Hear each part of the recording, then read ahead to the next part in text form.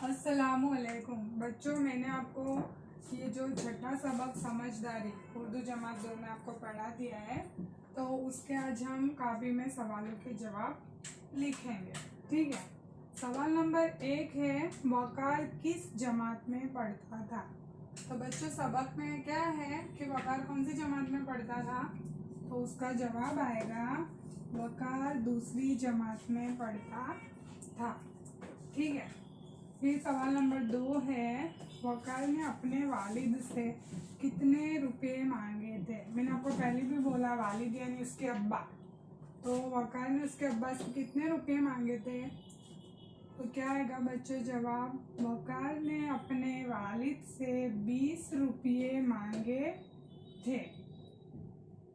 सवाल नंबर 3, वकार को क्या क्या चीज़ें खरीदनी थी, है ना। उसको चीज़ें खरीदने के लिए 20 रुपये चाहिए थे ना बच्चों।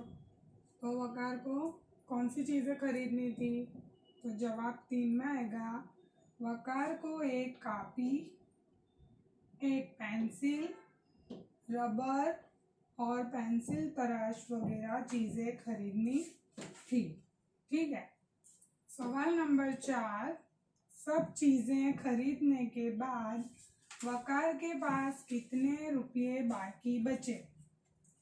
तो बच्चों, उसका क्या जवाब आएगा कि सब चीज़ें खरीदने के बाद वकार के पास 6 रुपये बाकी बचे। अब सवाल नंबर 5, बेटे से सही हिसाब सुनकर वालिद ने क्या कहा, तो उसका जवाब आएगा, बेटे से सही हिसाब सुनकर वालिद ने कहा, तुम्हें तो जोड़ना और घटाना खूब आता है। अब ये जो सवाल नंबर 2 है बच्चों की, सबक की मदद से सामान को उनकी कीमत से मिलाएं, यानी सही जोड़ बनानी है। तो ये आपको करना है, मैं एक बार समझा देती हूँ। उसमें है ये 1 नंबर पर कापी। तो बच्चों, कापी कितने रुपए की थी, तो उसको आपको 8 रुपये से जोड़ना है। ठीक है। दूसरा है पेंसिल। तो पेंसिल कितने रुपए की थी, तो 2 रुपये की। तो पेंसिल को 2 रुपये से जोड़ना है। ठीक है। अब रबर, तो रबर जिससे हम मिटाते हैं, कापी में जैसे कुछ गलती हो जाती है, कुछ गलत हम लोग लिख देते हैं, तो रबर से हम मिटाते हैं। तो रबर की कितने रुपए का था, 1 रुपये का।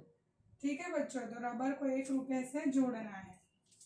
अब ये पेंसिल तराश, ठीक है, तो वो कितने रुपये का था, तो 3 रुपये का। तो आपको इसको इससे जोड़ना है। ठीक। अब ये सभी सवालों के जवाब अपनी कापी में अच्छे अल्फाज में आपको पढ़ के लिखना है।